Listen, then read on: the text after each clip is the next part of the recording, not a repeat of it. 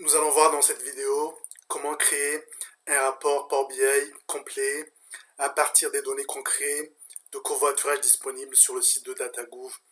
Nous allons pour cela voir les différentes étapes de création d'un rapport Power BI en partant du chargement des données depuis Power BI Desktop. Ensuite, nous allons voir la partie modélisation pour adapter les données pour qu'ils soient exploitables pour la génération des visuels à partir des différentes composants disponibles dans Power BI Desktop. Nous avons ici le rapport type que nous allons essayer de reproduire pendant cet exercice. Nous avons ici l'écosystème Power BI Desktop pour générer des rapports en local sur le poste utilisateur. Power BI Service, l'outil pour visualiser et partager les rapports en ligne. Power BI Mobile, l'outil pour visualiser les rapports sur le mobile. Power BI Gateway, l'outil pour gérer les données en ligne et en local. Nous avons ici le lien pour télécharger Power BI Desktop depuis le site Microsoft Power BI. Power BI Desktop peut également être installé depuis le store de Windows. Pour les fichiers de données, il est disponible sur le site DataGouv. Le fichier dont on a besoin, c'est le fichier blnc.csv. Nous allons voir maintenant la partie chargement des données. Une fois que nous avons installé Power BI Desktop et téléchargé le fichier de données depuis DataGouv, nous avons ici l'interface principale de Power BI Desktop. Ici, les onglets de gauche, affichage du rapport, affichage des tables, vue modèle. Ici, nous avons toute la partie chargement des données. Nous allons utiliser classeur Excel pour sélectionner notre fichier de données. Ici, je m'assure de sélectionner tous les fichiers pour afficher mon fichier CSV qui s'appelle blnc.csv.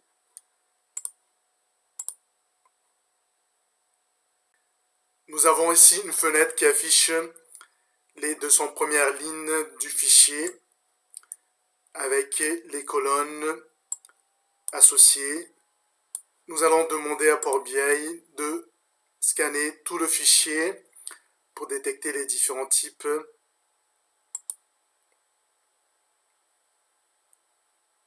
Nous avons demandé à Power BI de faire le scan complet car le fichier n'est pas assez conséquent. Nous allons charger le fichier dans Power BI Desktop.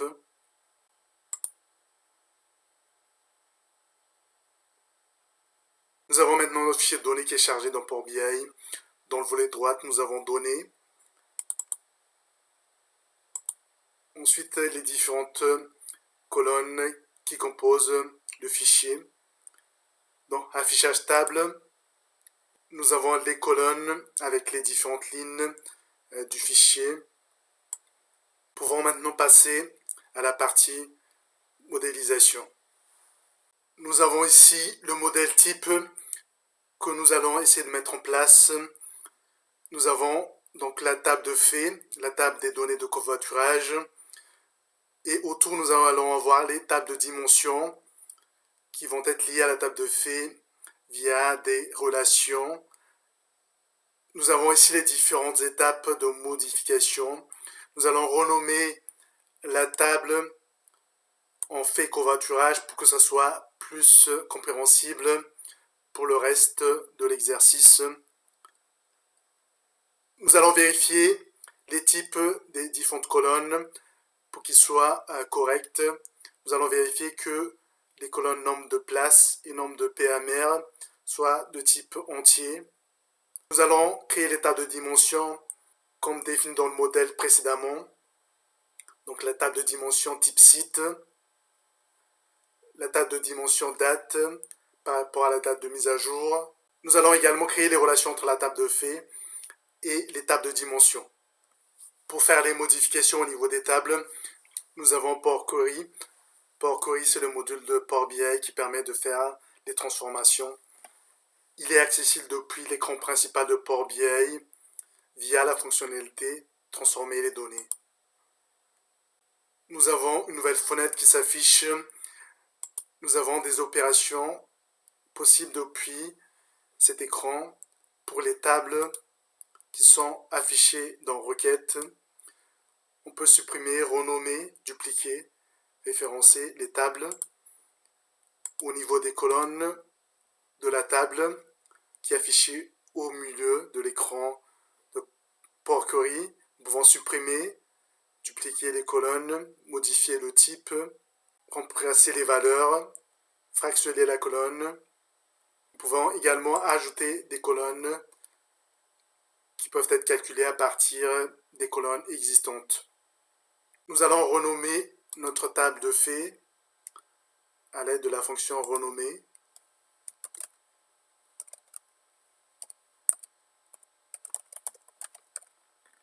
Nous allons modifier les types des colonnes entiers.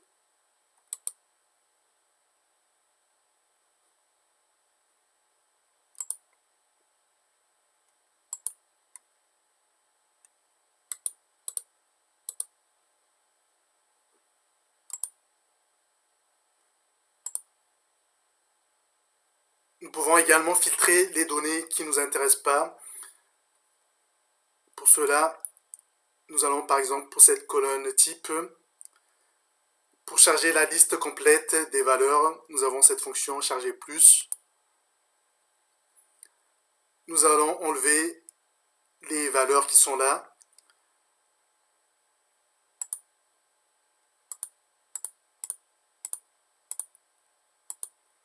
Et ne garder que les valeurs avec les chaînes des caractères.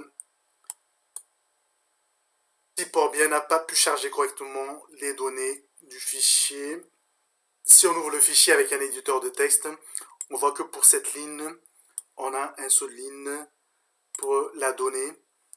Si on veut charger la totalité des données, on peut faire une modification pour ces lignes.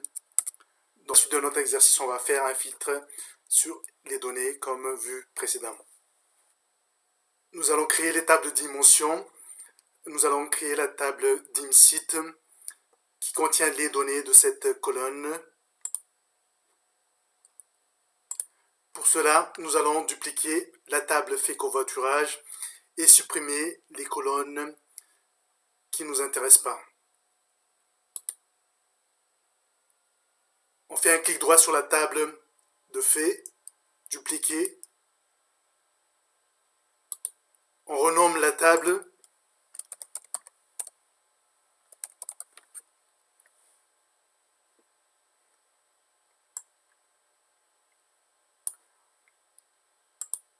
On sélectionne la table type et on supprime les autres colonnes. Nous allons créer la table de dimension date. À partir de cette expression, nous allons créer la table de dimension dimdate depuis l'écran principal pour valider les modifications qu'on a faites depuis l'écran Power Query. Nous allons cliquer sur le bouton fermer et appliquer. Appliquer les modifications. On voit que les modifications effectuées sont disponibles dans Données, les tables fait covoiturage et dimtype. Pour créer la table dimdate, nous allons dans affichage table. Ensuite, nous avons ici des fonctionnalités, outils de table, nouvelle colonne. Nous allons cliquer sur nouvelle table.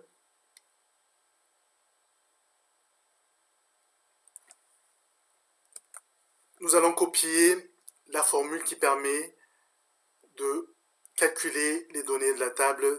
Nous avons ici la formule qui permet de calculer une plage de date à partir de cette expression. Calendar permet de récupérer une plage à partir d'une date min et ensuite max. Et ensuite des colonnes qui sont calculées à partir des dates définies. Donc l'année, le mois, le non-mois, le trimestre et le jour, semaine. Nous avons ici le résultat de cette formule. Nous allons créer les relations entre la table de faits et les tables de dimension. Pour cela, nous allons dans le volet vue de modèle. Nous retrouvons nos tables dans cette section. Pour créer la relation, on va sélectionner la colonne de la table d'origine et le déposer dans la table de dimension. On a une fenêtre qui affiche la table d'origine et ensuite la table de destination. On a ici les informations de cardinalité. Comme cardinalité, on a ici plusieurs 1-1. Donc ici, on peut avoir plusieurs lignes de type qui correspondent à une ligne dans la table des dimensions. Ici, on remarque qu'on a des erreurs. On doit avoir des doublons dans la table dim-type concernant cette information. Pour cela, nous allons dans Power Query pour faire cette modification.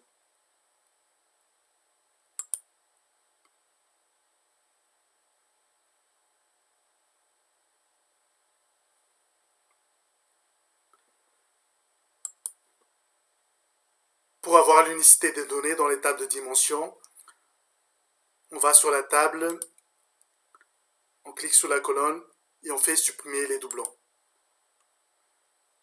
Donc ici, on a les valeurs uniques des données pour cette colonne.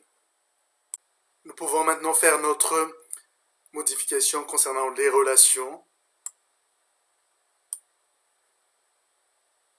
On a bien le bon type de cardinalité. La direction à sens unique ou à double sens, à sens unique de table de faits vers type dim.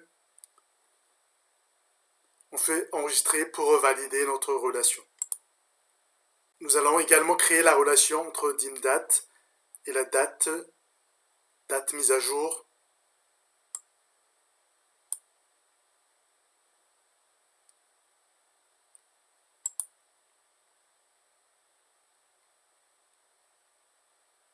Nous avons ainsi nos relations qui sont créées entre la table de dimension et nos tables de faits. Nous avons ici notre visuel type que nous allons essayer de reproduire. Nous avons un en-tête ici avec une photo. Nous avons ici des sections de filtres ou segments qui affichent le type, la commune, le propriétaire, le filtre sur l'année-mois, sur la date de mise à jour du fichier. Nous avons une carte qui affiche les différents points de covoiturage avec les différents types de covoiturage. Nous avons ici des indicateurs sur le nombre de lieux de covoiturage, sur le nombre de places de covoiturage, sur le nombre de PMR. Nous avons également un histogramme ici sur le nombre de points de covoiturage en fonction des types. Pour créer le visuel de notre rapport, nous avons ici affichage du rapport. Nous avons notre zone des dessins. Ici, les éléments de filtre que nous pouvons utiliser. Nous avons également dans visualisation les différents composants que nous allons utiliser pour générer notre rapport. Nous allons créer le titre de notre rapport, covoiturage. Pour cela, nous allons utiliser ce composant qui est également disponible ici. On peut également insérer des éléments à partir de cette section, insérer, forme. Nous allons utiliser zone de texte. Nous allons saisir le texte qui est le titre de notre rapport.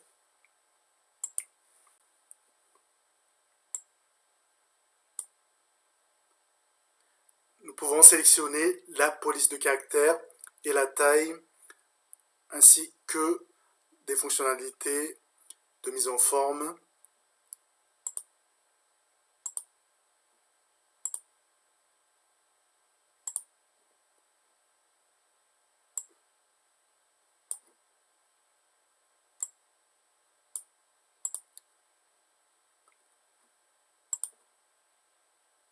Nous avons dans visualisation des fonctions de mise en forme du composant.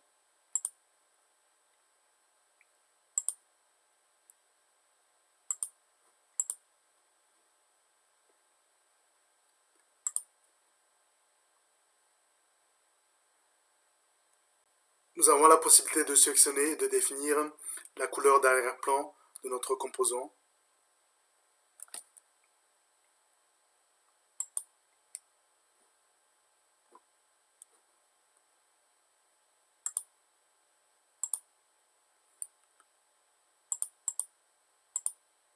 Nous pouvons également définir la couleur de bordure et la taille correspondant. Nous pouvons également insérer une image dans cette section. Pour cela, on va dans Insérer, Image.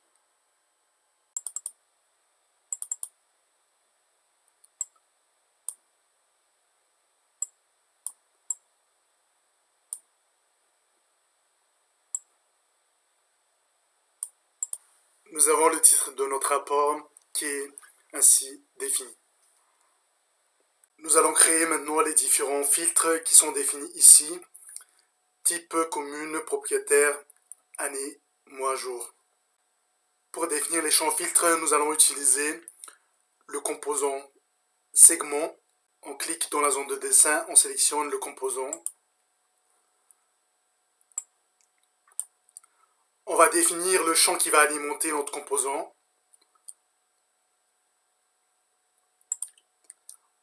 On a notre table de dimensions type qui contient la liste des types. On va déposer le champ dans le composant.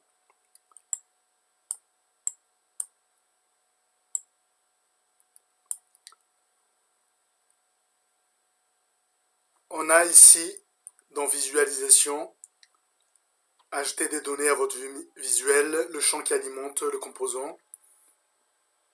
Dans Mettre en forme votre visuel, on a Paramètres du segment qui permet de définir le mode d'affichage des données dans le composant.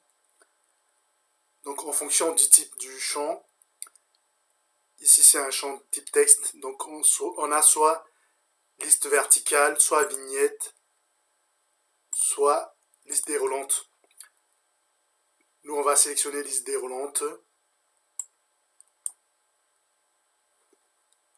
On peut également définir des couleurs d'arrière-plan pour notre composant.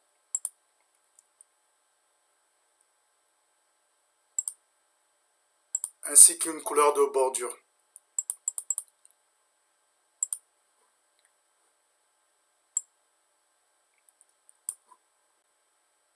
On peut également définir le texte pour le composant. On peut faire un copier-coller du composant existant pour le filtre suivant.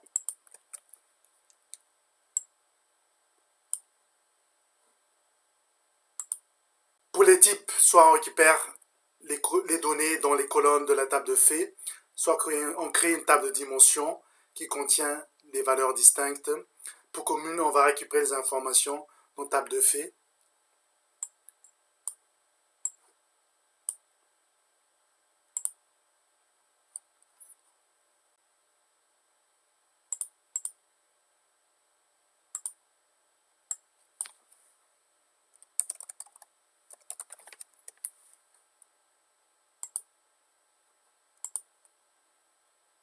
Pour le filtre suivant, on va faire également un copier-coller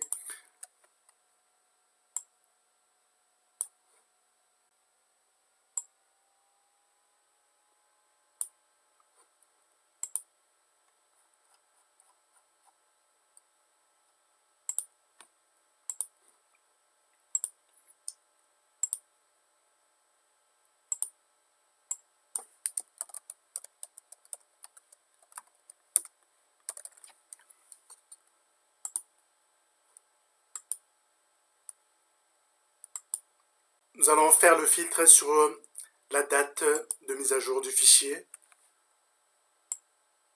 Pour alimenter le champ, nous allons utiliser la table de dimension DIMDate. Ensuite, dans date, nous avons une hiérarchie, année, trimestre, mois, jour. Nous allons récupérer l'année. Ensuite, le mois et le jour. On va donc dans champ, les différents champs qui alimentent notre composant.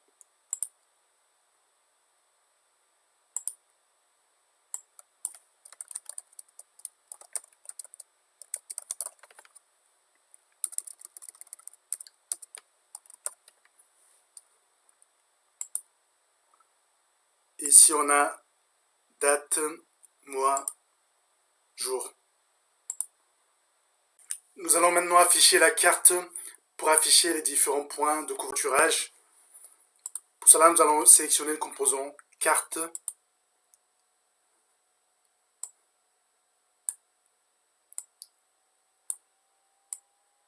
On peut le dimensionner à l'aide des points d'ancrage sur les différents côtés. Pour alimenter le composant, nous allons utiliser la longitude que nous allons placer dans les champs présents dans visualisation.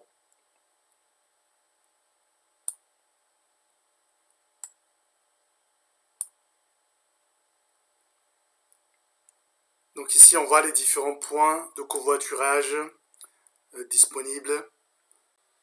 Dans légende, on peut mettre le champ type.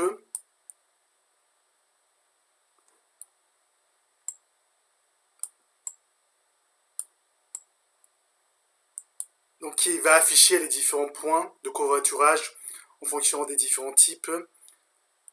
Aire de covoiturage, autostop, délaissé routier, parking, parking relais, sortie autoroute, supermarché. Pour la mise en forme, on peut également utiliser la fonction reproduire la mise en forme en sélectionnant un composant existant, reproduire la mise en forme. Et là, on a la même mise en forme que les composants existants. Nous allons également définir quelques propriétés pour la carte. Dans paramètres de carte, nous avons la possibilité d'afficher des boutons de zoom, également un bouton lasso qui permet de faire une sélection sur une partie de la carte.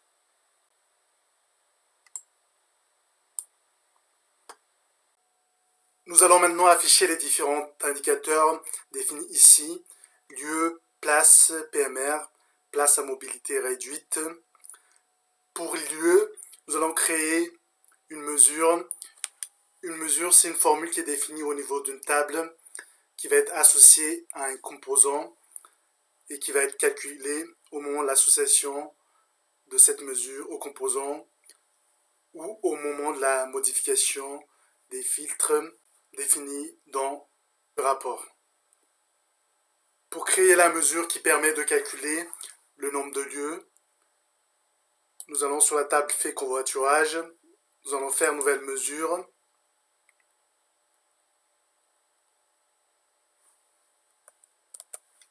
Ici la formule qui permet de calculer la mesure. Elle va faire juste un compte de lignes dans la table covoiturage correspondant à la colonne aide-lieu. Ici, on a notre mesure qui est affichée dans la table avec l'icône sous forme de calculette. Pour créer nos indicateurs, nous allons utiliser le composant carte.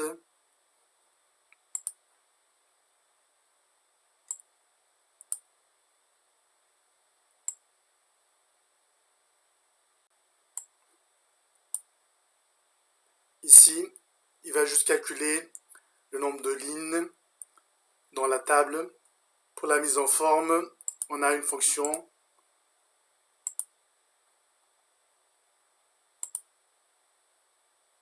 milliers, aucun.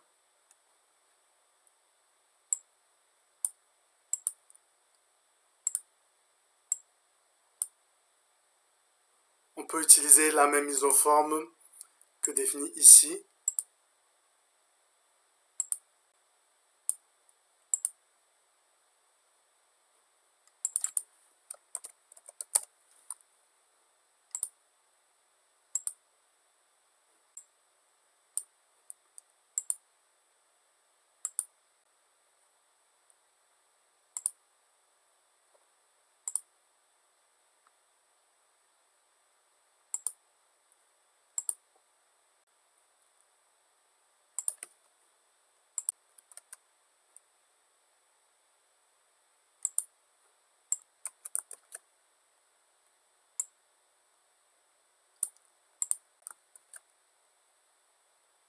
Pour l'indicateur place, nous avons copié-collé le composant précédent.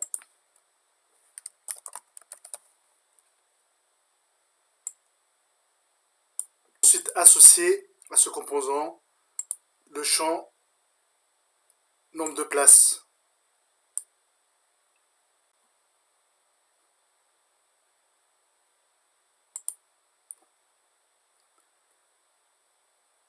Nous avons l'option de format nombre entier qui est définie ici.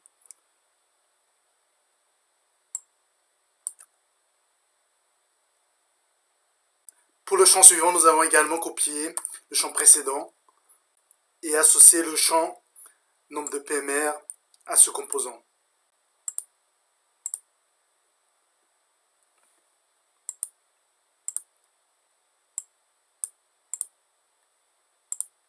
Nous allons maintenant afficher un histogramme qui affiche le nombre de places par type.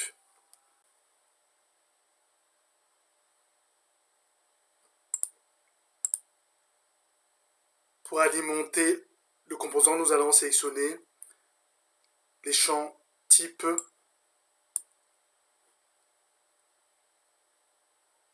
ainsi que le nombre de places. Pour la mise en forme,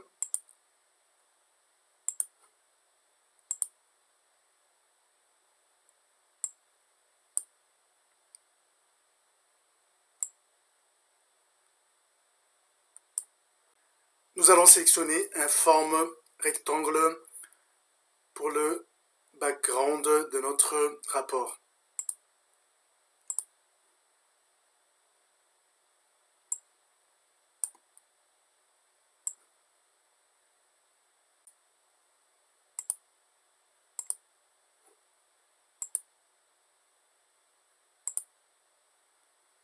Pour mettre en arrière-plan le composant, nous avons format reculé, mettre en arrière-plan. Nous avons notre rapport qui est finalisé. Nous avons le titre du rapport, la photo, les champs de filtre, la carte, l'histogramme et des indicateurs concernant le covoiturage. Nous pouvons constater que le filtre est dynamique et que les graphiques se mettent à jour en fonction des sélections qui sont faites dans les champs de filtre.